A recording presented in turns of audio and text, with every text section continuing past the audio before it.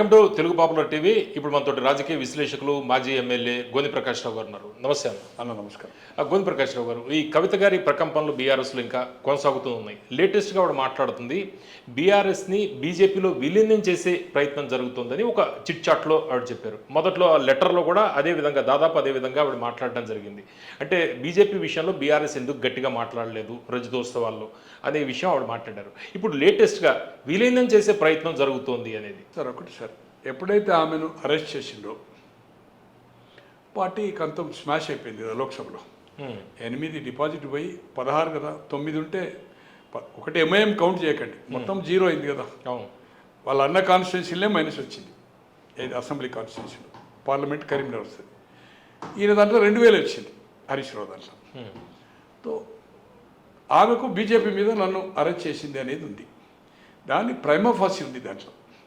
రామచంద్ర పిల్లే అనేటోడు తిహార్ జైల్లో ఉన్నాడు. దాంట్లో వాళ్లకు కాంక్రీట్ ఆఫ్ కోర్టు కన్విన్స్ అయింది, ఈడీ అయింది, సిబిఐ అయింది. రెండిట్లో ఆమెను బంధింపబడ్డది. తో ఏదైతుందో అంతకుముందు కేసీఆర్ గారు 14 నుంచి మళ్ళీ 18 పార్లమెంట్ ఎలక్షన్ డిఫర్ అయిన తర్వాత అన్ని వివాదాస్పద బిల్లు కూడా సపోర్ట్ చేసింది. కనుక కొంత సాఫ్ట్ కార్నర్ చూపారు. ఎప్పుడైతే వాళ్ళకు అసెంబ్లీ ఎన్నికల్లో బీజేపీ టీఆర్ఎస్ ఒకటే అన్నప్పుడు కాంగ్రెస్కు రిజల్ట్ వచ్చింది, బీజేపీకి 8 అసెంబ్లీ వచ్చింది. వీళ్ళు అధికారం కోల్పోయారు 39. వాళ్ళ సర్వేలో కానీ వాళ్ళ రిపోర్ట్లో కానీ బీజేపీకి ఇంకెక్కువ వస్తాయి అనుకున్నారు. టీఆర్ఎస్కు అంటే పలు సర్వేలు నేను మాట్లాడి చెప్తున్నాను, చూసిన వాళ్ళతో జాతీయ నాయకులని, నేను పేరు చెప్పడం బాగుండదు అనుకోండి. ఇట్ ఈజ్ 47, 48 3-4 సర్వేలో 50 టచ్ అయ్యింది. వీళ్ళతో 15-16 అయింది.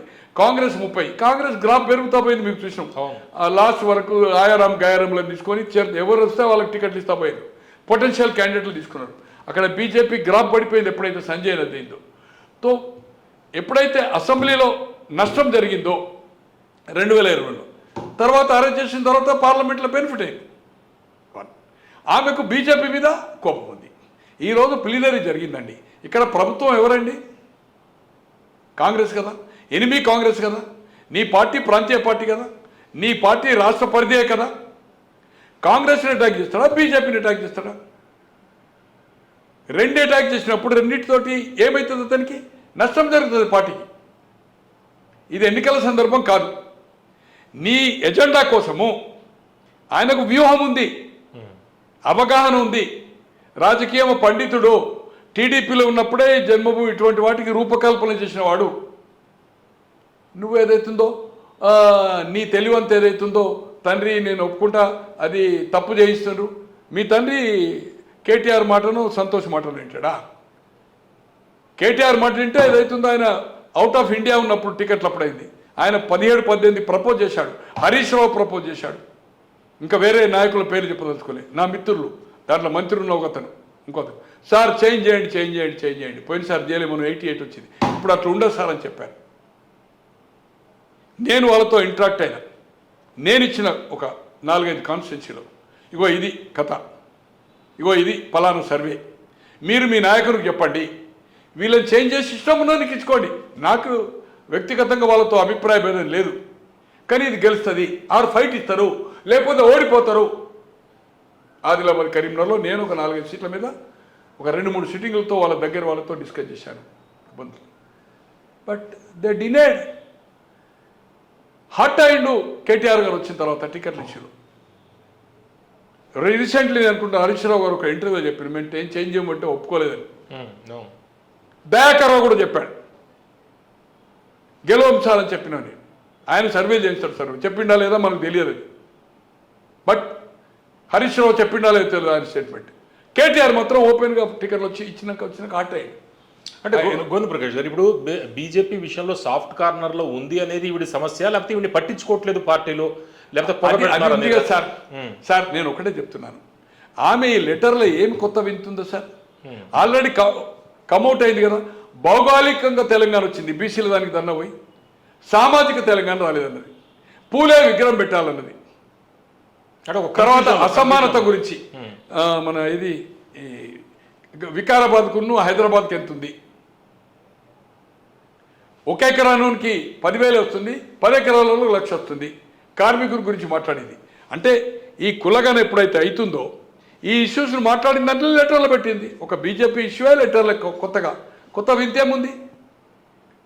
తో ఎలయన్స్ అనేది సార్ ఒక 4-5 కాన్స్టిట్యూట్ చేసేటోడు, ఒక జిల్లా ప్రాంతీయ పార్టీ వాడు ఈ దేశంలో ఇప్పటి వరకు ఎలయన్స్ చేయలేడు. ఒక్క ఎంపీ అయినోడు యూపీఏ ప్రభుత్వంలో ఉన్నాడు, ఎన్డీఏ వాజ్పేయి ప్రభుత్వంలో ఉన్నాడు, తర్వాత ఇప్పుడు కొనసాగుతున్నారు. 10 ఏళ్ళు ముఖ్యమంత్రి అయి 7 రాజ్యసభ ఉండి 9 లోక్సభ ఉండి 88 సీట్లు వచ్చి రెండోసారి, మొదటిసారి 66 వచ్చి ఇంత పెద్ద యంత్రాంగము ప్రతి జిల్లాలో 31 జిల్లాలో 32 జిల్లాలో ఆఫీసులు పెట్టి ఒక స్పెషల్ ఫ్లైట్ ఉన్నది. అది మళ్ళీ కమ్అవుట్ రాలే అనుకోండి. 1300 కోట్లు ఇప్పటికీ బ్యాంక్ బ్యాలెన్స్ ఉండి ఒక సభకు ఒక 200 కోట్లు ఖర్చు పెట్టేంత శక్తి ఉండి నేషనల్ పార్టీ పెడతలేదు. అటువంటిది ఎవరన్నా బీజేపీలో విలీనం చేస్తారండి. విలీనం చేస్తే సేవ్ ఉంటుందా? రాజకీయ అజ్ఞాని గ్రామస్థాయి సర్పంచోడు ఇటువంటి స్టేట్మెంట్ ఇవ్వడం. ఆమె ఎంపీ చేసింది, అమెరికాలో ఎంఎస్ చేసింది, రాజకీయ అవగాహన ఉంది, తెలివి ఉంది, ఎమ్మెల్సీ చేస్తున్నది, పర్ఫార్మెన్స్ బ్రహ్మాండంగా కౌన్సిల్లో కూడా చేస్తున్నది.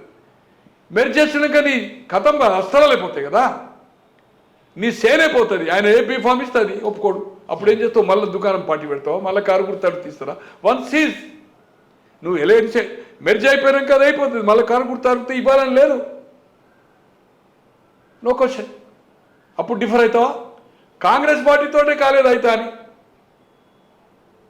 అంటే కేవలం ఇప్పుడు రాబోయే రోజుల్లో ఒకటి, ఆమె బీజేపీతో క్రిటిసైజ్ చేయలేదంటే అవసరం లేదు ఇక్కడ. రైట్ అయినా కొన్ని కేసులు, నా కూతురు ఉంది, తర్వాత ఇతరతర కేసులు నా మీద ఉన్నాయి, కేటీఆర్ మీద వస్తుంది, ఇవన్నీ ప్రాబ్లమ్స్ ఉంటాయి. రెండు అక్కడ రాజకీయ శక్తిగా ఉంది. కాంగ్రెస్ పార్టీ కనుచూపు మేరు. ఇప్పుడు ఆమె ఎంత ఉందిగా కాంగ్రెస్ గతమైన పార్టీ అని. యూపీలో బీహార్లో 89 నుంచి కాంగ్రెస్ పార్టీ లేదు, బెంగాల్లో 77 నుంచి లేదు, 67 తమిళనాడు లేదు. ఇవన్నీ కలిపి 200 సీట్లో ఎవరితో కలిస్తే తప్పితే 10-15 తప్పితే ఇండివిజువల్ చెప్తే 2-3 సీట్లు వచ్చే అవకాశం లేదు.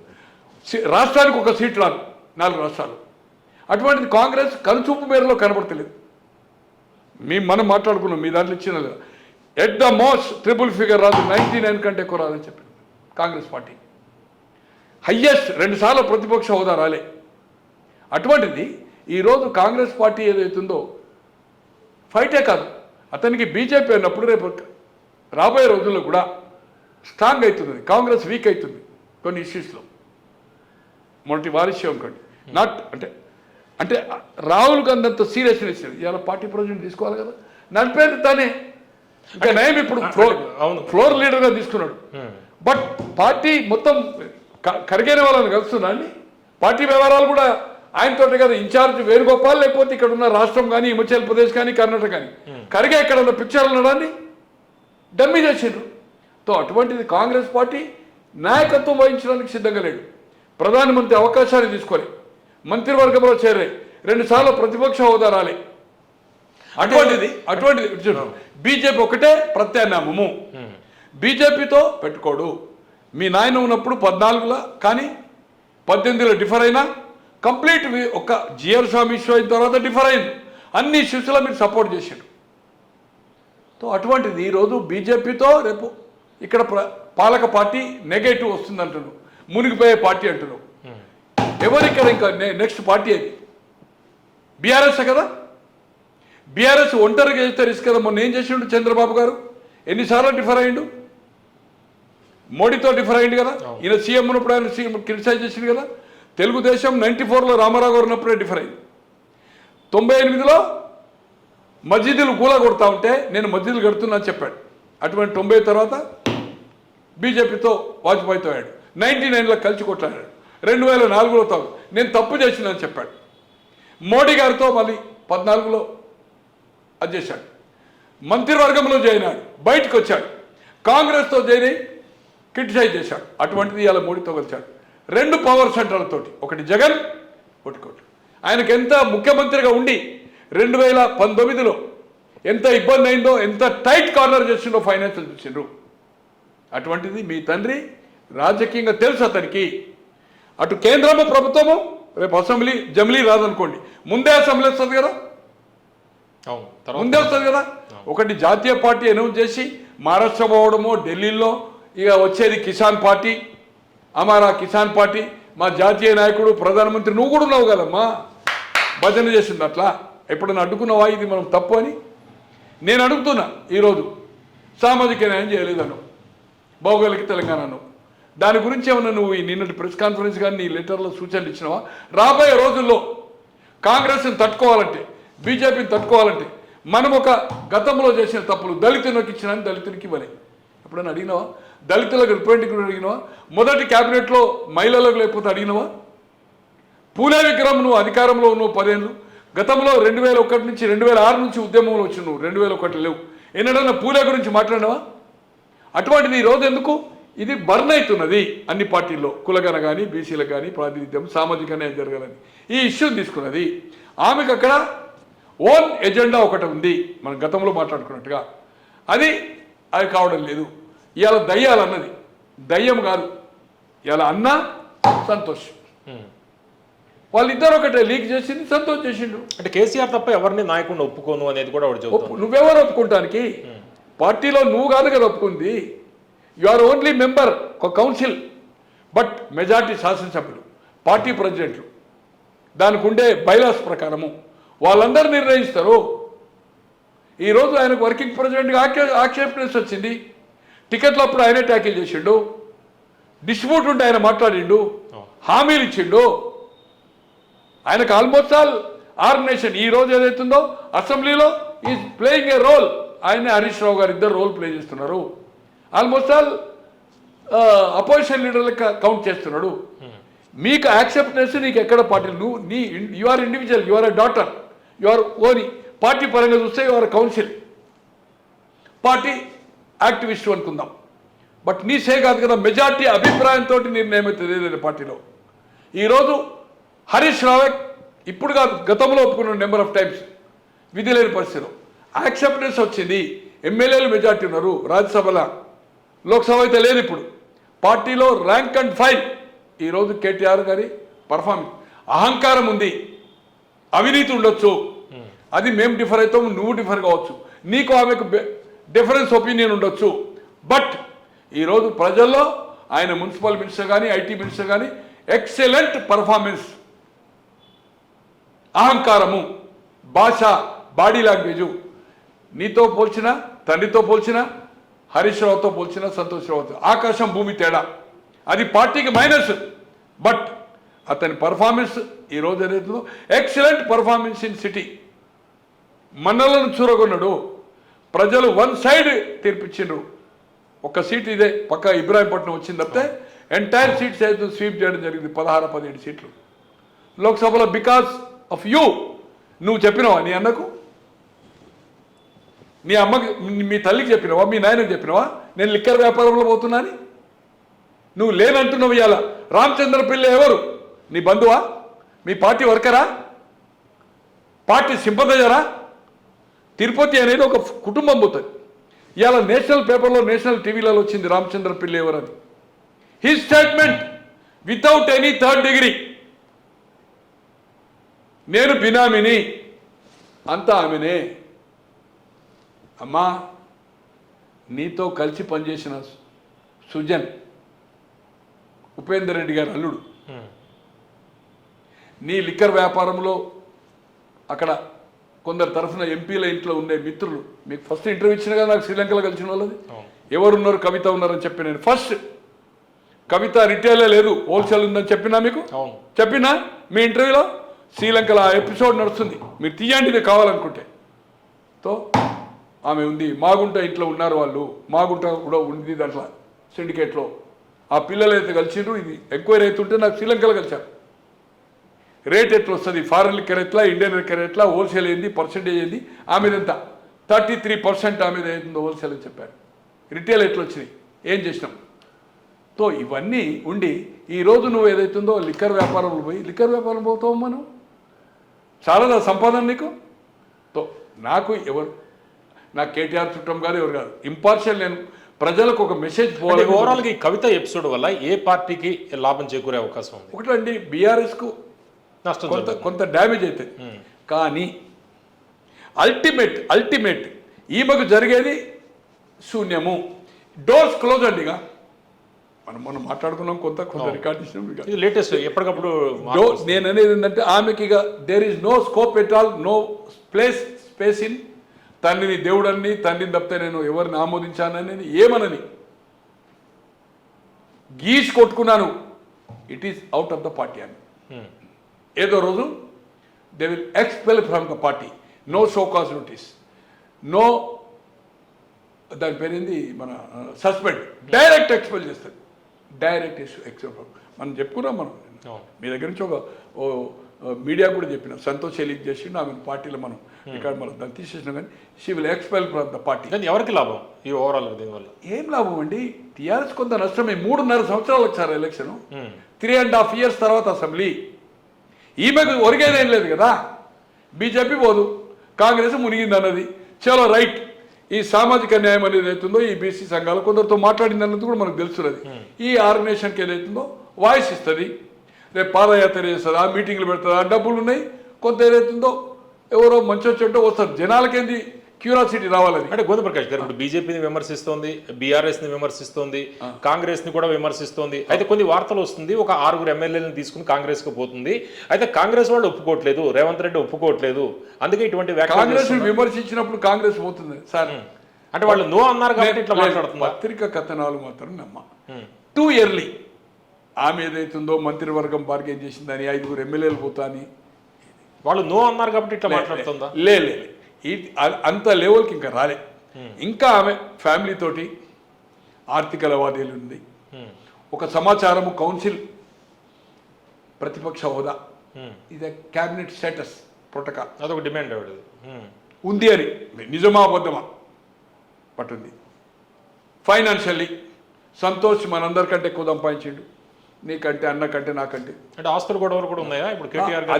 అది కూడా కొంత ఏదైతే దీంట్లో నాకు కొంత వాటా, తండ్రి దాంట్లో 50-50. తండ్రి పేరు మీద ఉన్నాయి కదా, తల్లి పేరు మీద. ఇవన్నిటి కూడా బ్యాక్గ్రౌండ్ ఎజెండా ఉంది. సేమ్ షర్మిల గుర్తొస్తుంటుంది బ్యాక్గ్రౌండ్, అది కూడా ఉంది.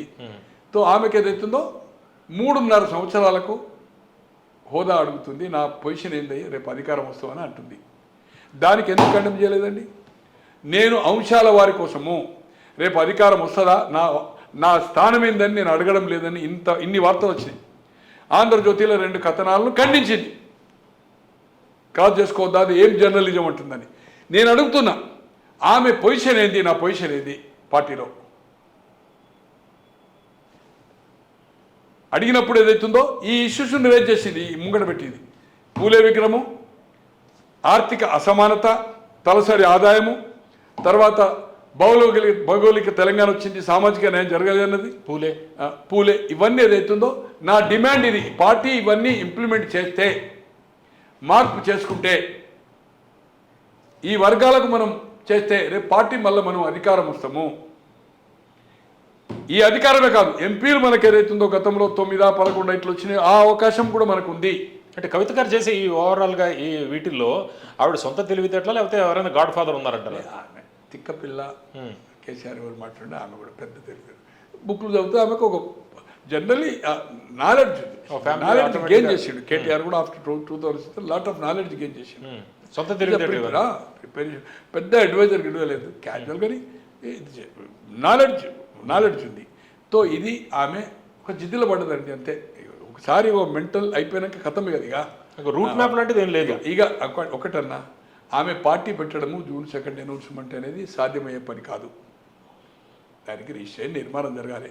ఆమె ఈ ఇష్యూస్ తీసుకొని ప్లాన్గా తలసరి ఆదాయం కానీ, పూలే విగ్రహం కానీ, కార్మికుంది కానీ, 1 ఎకరం 10 ఎకరాలు కానీ, భౌగోళిక తెలంగాణ, సామాజిక తెలంగాణ అన్నది కానీ, ఈ ఇష్యూస్ని తీసుకొని ఈ ఇష్యూస్ ఎవరైతే చేస్తుండో కొందరితోటి ప్రజల్లో వెళ్ళి అప్పుడు దాని తర్వాత ఏదైతుందో ఒకటి అక్కడ ఇక ఈమెకు ఒక అవకాశం ఇచ్చి కాంప్రమైజ్ అయ్యే స్టేజ్ అనేది లేదు. ఈ పార్టీ నుంచి బయటకు వస్తే ఎంతమంది ఎమ్మెల్యేలు రావచ్చు?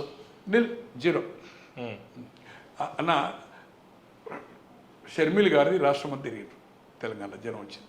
ఒక్క ఎక్స్ఎమ్మెల్యే, ఒక సమితి ప్రెసిడెంట్, ఒక మున్సిపల్, ఒక మండల ప్రెసిడెంట్, ఒక జెడ్పీటీసీ ఒక్కడు వచ్చిండని శూన్యమన్నా. హరకృష్ణ పార్టీ పెట్టిండి ఏమైంది, దేవేందర్ గౌడ్ పార్టీ పెట్టిండి ఏమైంది, టీఎస్ఎస్ పెట్టి ఒకటే కౌన్సిలర్ గెలిచింది కదా ఓల్డ్ సిటీలో నరేంద్ర ఏమైంది, అక్కడ కమల్ హాసన్ పెట్టిండి ఏమైంది, విజయశాంతి బంగారప్ప పెట్టిండి ఏమైంది, విజయశాంతి పెట్టిండి ఏమైంది, శివాజీ గణేశన్ ఏమైంది, గ్రేటెస్ట్ కమల్ హాసన్ పెట్టిండి ఏమైంది, తివారీ ఏమైంది, ప్రణబ్ ముఖర్జీ పెట్టిండి ఏమైంది. ఈవెన్ ఈయన తెలంగాణ నినాదం తీసి 95-96 ఏదైతుంది ఎవరు మన ఇందిరారెడ్డి ఆఫ్టర్ లోక్సభ అయిన తర్వాత 96 తోటి ఏమైంది, ఎక్కడ తిరిగిండి, ఎవరు అడిగింది ఆయన. సో ఈ పార్టీ అనేది నిర్మాణం జరిగింది. ఇక్కడ శూన్యత లేదు, పార్టీ అనేది వస్తుంది. ఇక్కడ శూన్యత లేదు. కాంగ్రెస్ ఫెయిల్ అయితే బీఆర్ఎస్ ఫైటింగ్. ఇప్పుడున్న సిచ్యువేషన్లో ఏ గ్రాఫ్ చూసినా బీఆర్ఎస్ గెలుస్తుంది మళ్ళా అనేది ఏ సర్వేలు కానీ ఏ ఒపీనియన్ పెట్టండి, మీరు లక్షలు రోజు పెట్టండి, బీఆర్ఎస్ పర్సంటేజ్ ఎక్కువ వచ్చేస్తుంది. కొన్ని కోట్ల మంది మీకు ఒపీనియన్, అది కౌంట్ కాదు ఈ టీవీది సోషల్ వన్. బీజేపీ ఎందుకంటే సఖ్యత లేదు, ఇద్దరు మంత్రుల్లో లేదు, ఎంపీలో లేదు. కానీ రాబోయే రోజుల్లో బీజేపీ ఒక ఫోర్స్, దీని మీద ఒక వ్యూహం పెట్టుకుంటున్నారు. వాళ్ళు కూటమిగా చేయాలనేది ఒక ఏది తెలుగుదేశం, పవన్ కళ్యాణ్ సినీ గ్లామరే కాదు, ఒక కాపు అనే బ్రాండ్ వస్తుంది. 120 సీట్లు అనుకోండి, వాళ్ళు ఒక 20 నుంచి 30 అనుకోండి, 90. లోక్సభ ఇప్పుడు ఎగ్జాంపుల్ తెలుగుదేశం ఉంది, ఖమ్మం అండ్ నల్గొండ 0 బీజేపీ. ఎంత చేసినా ఖమ్మం వాళ్ళకి ఇచ్చింది అనుకోండి, అట్లే నల్గొండ ఇచ్చి భువనగిరి బీజేపీ అనుకోండి, 2 లోక్సభ ఇట్లా ఏమవుతుందంటే హైదరాబాద్లో ఇప్పుడున్న సిచ్యువేషన్లో మొన్న ఓట్లు అసెంబ్లీకి వన్ సైడ్గా వేశారు సెటిలర్స్. అక్కడ ఎలక్షన్ లేరు కదా, ఏది కమ్మ కానీ కాపు కానీ కొప్పుల వెలుగు ఎనీబడి పోటీ చేయలేదు, కాదు వన్ సైడ్గా టీఆర్ఎస్కి వేశారు, కాంగ్రెస్ కాదు. లోకసభ వచ్చే వరకు ఏమైంది, ఇవన్నీ గుర్తుపెట్టుకున్నారు. ఒకటి ఎలయన్స్ అండ్ అక్కడ పవన్ కళ్యాణ్తో, ఎలయన్స్ చంద్రబాబుతో. ఈ ఓటింగ్ ప్యాటర్న్ అంతా బీజేపీ పోయిందా లేదా, స్వీప్ చేసిందా లేదా, ఆ వర్గాలు ఏదైతుందో ఓట్లకు అక్కడికి పోయినరు, మిగిలిన వాళ్ళంతా ఇక్కడ చేసినారు. అక్కడ ఓటు లేక అక్కడికి పోనలేదు, డబుల్ ఓటున్న వాళ్ళు ఇక్కడ ఉన్న వాళ్ళు వన్ సైడ్గా ఓటేస్తేనే కదా బీజేపీ గెలిచింది. ఇలా మల్కాజ్గిరి కానీ సికింద్రాబాద్ కానీ చేవేళ్ళ కానీ ఎట్లా గెలిచిందన్న, ఎట్లా గెలిచింది లోక్సభ, ఎట్లా గెలిచింది అన్న అవి విడిచిపెట్టండి మీకు. కనుక ఏదైతుందో రేపు రాబోయే రోజుల్లో ఈ voting pattern unhappy with Congress party, TRS performance చేసిందని, బట్ ఒక కుటుంబ పాలనని రేపు రాబోయే రోజుల్లో ఏదైతుందో బీజేపీని కూటమి తెలుగుదేశం పవన్ కళ్యాణ్ ఖచ్చితంగా వాళ్ళు ఎక్సర్సైజ్ చేస్తారు. లోకల్ బాడీలో ప్రతి మండల టీసీకి బీఫామ్ ఇస్తారు, ప్రతి మున్సిపల్ కౌన్సిల్కి ఇస్తారు, ప్రతి జడ్పీటీసీకి ఇస్తారు. మానాల్లో కూడా మాట్లాడుతున్నారు కదా తెలంగాణ గురించి, మాట్లాడిందా నాకు ఐడియా ఇచ్చులే. అయితే ఖచ్చితంగా వాళ్ళు కూటమిగా చేస్తారు. రిజల్ట్ ఎట్లా వస్తుందా వేరే సంగతి. దీంట్లో వస్తే ప్రభుత్వాలు పోయినాయి, పక్క రాష్ట్రాలు ఇక్కడ పోటీ చేయకుండా పోయినాయి, దాని కౌంట్ కాదు. నిర్మాణం అనేది చేస్తారు. నేను చాలామంది, నేను పేర్లు చెప్పను, అగ్ర నాయకులతో మాట్లాడి చెప్తున్నాను. కాంక్రీట్గా బీజేపీ వాళ్ళతో మాట్లాడాను. జాతీయ స్థాయి నాయకుడు మార్నింగ్ 5కి పోతే దాదాపు 8:30 3.5 hours. ఇక్కడ టాప్ ఆఫ్ వాళ్ళతో మాట్లాడాను. టీడీపీ పవన్ కళ్యాణ్తో మాట్లాడలేదు. ఖచ్చితంగా ఒక మైండ్లో ఉన్నారు, ఒక నిర్ణయంలో ఉన్నారు. ఎట్ ప్రాపర్ టైంలో దేవిర్ లోకల్ బాడీలు ఎంటర్ అయిన తర్వాత నిర్మాణ కార్యక్రమం జరుగుతుంది. బీజేపీలో అధ్యక్ష పదవి జిహెచ్ఎంసీ కాదు సార్, మొత్తం రాష్ట్రం అంత ఉంటుంది కదా. ఇమీడియట్గా జిహెచ్ఎంసీ లీస్ట్ బాధర్, ఒక ఓన్లీ 150 సీట్లు. బట్ దాదాపు 450 500 చిల్లర మండల టీసీలు ఉన్నాయి కదా సార్, మున్సిపాలిటీస్ ఉన్నాయి కదా, కార్పొరేషన్స్ ఉన్నాయి కదా, నెంబర్ ఆఫ్ కార్పొరేషన్ ఇది హైదరాబాద్ లెక్క. సో అలాగే ఏదైతుందో ఖచ్చితంగా బీజేపీ ఎమర్జ్ అవుతుంది. కనుక రేపు అతను సేఫ్ సైడ్ ఉండాలనుకుంటే, ఈమె మీద ఒత్తిడి జరగాలంటే, బిడ్డ డిఫర్ అయినా బిడ్డే కదా, తో బీజేపీతో సిగ్నల్స్ అవకాశము మెర్జ్ కాడు. విలీనమే క్వశ్చన్ లేదు. విలీనమైతే ఐడెంటిటీ పోతుంది. ఆయన పిల్లోడు కాదు, ఏబిసిడీలు రాజకీయాలు రాలే. ఈ నోస్ 24 గంటలు ఎవరితో మాట్లాడుకుంటే వ్యూహాలు టీవీలు ఏదైతుందో ఆయన వ్యూహం ఆయనే రచన చేస్తాడు. దయచేసి నీ తండ్రిని అండర్ ఎస్టిమేట్ చేస్తున్నావు. ఈ విల్ గో. రేపు అవసరం అనుకుంటే బీజేపీతో ఎలయన్స్ అయి సేఫ్ సైడ్. ఇలా కుమారస్వామి వాళ్ళు ఉన్నారు, షేర్ చేసుకుని కుమారస్వామి అయింది కదా, మాయావతి అయింది కదా, బ్రాహ్మణవాదానికి వ్యతిరేకంగా ఉన్నాగా. మాయావతి అయింది లేదా బీజేపీతో ఎలయన్స్ అయ్యి. అంటే మేజర్ షేర్ తీసుకొని వాళ్ళు మేజర్ సీట్లు తీసుకొని కుమారస్వామి. అట్లే ఇక్కడ ఏదైతుందో 120లో 60 అంటాడా, 70-50 లోక్సభ ఎక్కువ ఇస్తాడు. ఈరోజు తమిళనాడులో అన్నా డిఎంకే కానీ డిఎంకే కానీ ఇందిరాగాంధీ రాజు ఎప్పుడు 67 తర్వాత ఎలయన్సే కదా. లోక్సభ తీసుకుంటారు, లోక్సభ 10 తీసుకుంటే అసెంబ్లీ 10 కామని వాళ్ళకి కావాల్సింది నేషనల్ లెవెల్. రేపు బీజేపీ ఏదైతుందో లోక్సభ ఎక్కువ తీసుకుంటుంది. ఈ విల్ గివ్ అవసరమైంది అనుకో. అంటే పొత్తుతోటే ఎన్నికలకు వెళ్ళొచ్చు రేపు డెఫినెట్గా 99.9 విలీనం కాడు. విలీనం రేపు రాబోయే రోజుల్లో బీజేపీ స్ట్రాంగ్ అయినప్పుడు సేఫ్ బెట్ సర్వేలు అటు బీజేపీ కానీ కేసీఆర్ అవసరం ఉంటుంది, కేసీఆర్కు బీజేపీ అవసరం ఉంటుంది. కాంగ్రెస్ అధికారంలో ఉంది, ఆర్థిక బలంతో కొట్లాడతారు కనుక ఏదైతుందో కొట్టాలనుకున్నప్పుడు సేఫ్ బెట్టింగ్ కోసం ఏదైతుందో రెండు ఎలయన్స్ అయ్యే ఛాన్సెస్ 99.9 ఉన్నాయి. మీరు రాసుకోండి. అంటే టీడీపీ కలవడం వల్ల తెలంగాణ సెంటిమెంట్ ఇట్లాంటివి ఏమి ఉండవా? తెలంగాణ ఎక్కడ సార్, ఇక్కడ ఇక తెలంగాణ అనేది పోయింది కదా. తెలంగాణ సెంటిమెంట్, తెలంగాణ రాష్ట్రం వచ్చింది, తెలంగాణ వచ్చినాక దోపిడీ జరిగింది, టీఆర్ఎస్ అయిన వెంటనే దోపిడీ జరిగింది. ఆ 10 ఏళ్ళు ఇప్పుడు అంతకంటే ఎక్కువ జరుగుతున్నది. ఆ పేరు మారిన వెంటనే ఎవరికి జరిగింది? సామాజిక న్యాయం జరిగిందా? ఎవరికైనా న్యాయమైన పని జరుగుతుందా? 10, 15, 20, 30% కదా. ఇక ఉద్యోగాలు ఇమ్మనండి. మొన్న పాత లాగౌట్ చేసింది కానీ ఉద్యోగాలు ఇస్తే బడ్జెట్ పెరుగుతుంది. ఇవాళ ₹1 నేను అప్పు పుట్టలేదు. నేను 18,000 కోట్లు వస్తే 6,000 కోట్లు పెన్షన్స్కపోతున్నాయి. ఏది ఇది 10,000 కోట్ల రూపాయలు ఉద్యోగాల వాళ్ళ ఏది ఉద్యోగ విరమణ చేసిన తర్వాత ఉన్నాయి. దాదాపు ఒక సింగరేణి అండ్ ట్రాన్స్కో కలిపి ఏదైతుందో సింగరేణి ఎలక్ట్రిసిటీ, సింగరేణి అండ్ ట్రాన్స్కో కలిపి ఒక 30,000 అనుకున్నాయి. బొగ్గు వాళ్ళ కరెంటు పడుకున్నాం, ఇక్కడ ఈ కరెంటు పడుకున్నాం. ట్రాన్స్కోకి ఇవ్వాలి కదా సార్, డిపార్ట్మెంట్ సపరేట్ కదా. ఏ డిపార్ట్మెంట్ ఆ డిపార్ట్మెంట్. ఈరోజు ముఖ్యమంత్రి గారే కాడే పారేసిండు. I can't. రెవెన్యూ పెరిగే అవకాశం ఉందా? ట్యాక్స్ పెడితే రియాక్షన్ వస్తుంది కదా. ఎంత పెంచుతావు, ఎంత రెవెన్యూ పెంచుకుంటావు, డ్యూలు ఎట్లా కంటిన్యూ కావాలి? అలా ఇవాళ హాస్పిటల్లో పోతే హాస్పిటల్ తీసుకుంటలేరండి. ఫీజు రియంబర్స్మెంట్ ఇవ్వకపోతే వాళ్ళు సర్టిఫికేట్లు ఇస్తలేరండి పిల్లలకు. Ill treatment చేస్తుండండి.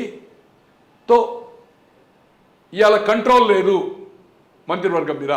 ముఖ్యమంత్రి చెప్తుండే కదా కుర్చీ కోసం తయారు, నాకు ఎవరు సహకరిస్తలేని, నాకెవడు అప్పిస్తలేడు, నన్ను కోచినయ్యి అంటుండే కదా. కనుక ఏదైతుందో తీవ్రమైన ఏ ముఖ్యమంత్రి ఇట్లా కమౌట్ కాలేదు.